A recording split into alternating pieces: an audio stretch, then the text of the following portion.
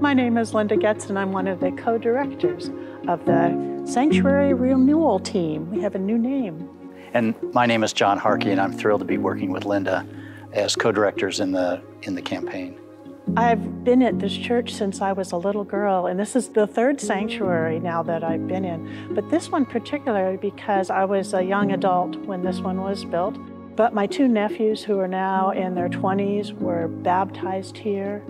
A couple years ago, my mother's funeral was here, so it has a lot of family history to me being in this building. Having been a member here for going on 3 years, it's where I come to relax and to worship and think about the memories of the individuals who have been in this space well before I have been, and the legacy of the leadership and the congregation who had the courage to step forward 30 years ago to put together what we sit in now.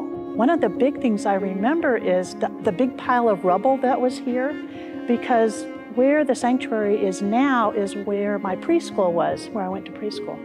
And I was actually a little sad to see the building go, but then I realized something new was taking root here.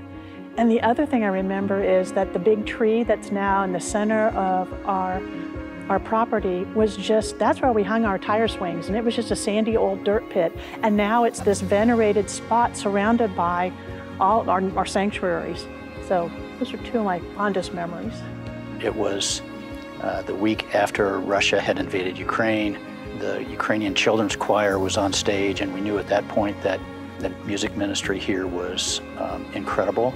Lori was preaching that day, and we looked down and saw Pastor Steve and Pastor Mengi and Pastor Sarah and Pastor Genevieve, and my wife and I said, this is it.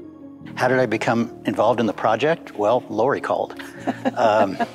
It was completely unexpected, much like when members of our congregation get called to be an elder or a deacon. And then I recall the brief conversation that the angel Gabriel had with Mary in Nazareth. She was kind of surprised with the question too, so what am I waiting for? We will have new pews, we will have new lighting, we will have a new amazing pipe organ. It will be a cacophony of excitement and a place to renew, not only for us, but for the broader community. It's such a special place already, and I think we need to keep that in mind, that it needs to stay special. I think it's like a cycle of life. There were people here in the 1950s who built the sanctuary, the beginning chapel, and then they built the campus center, and then they built this spot in addition to the other buildings. And I think it's just one of our responsibilities to carry on that faith, that the people that came before us had faith and vision, and I think we need to do the same. 30 years from now, many of us may not be here to appreciate the investment that we've made in our faith and our spiritual journeys, but our kids and our kids' kids will be. And that's my hope and prayer for the future. I see a vision grounded in gratitude for our deep roots and of expectation that precisely the faithful leadership that we have to offer is more important now than at any time in our history. That what we do together matters now. To live into this vision, it's going to take all of us contributing to work that God has called each of us to do. Join us as we renew our sacred space, rooted in tradition and rising in faith.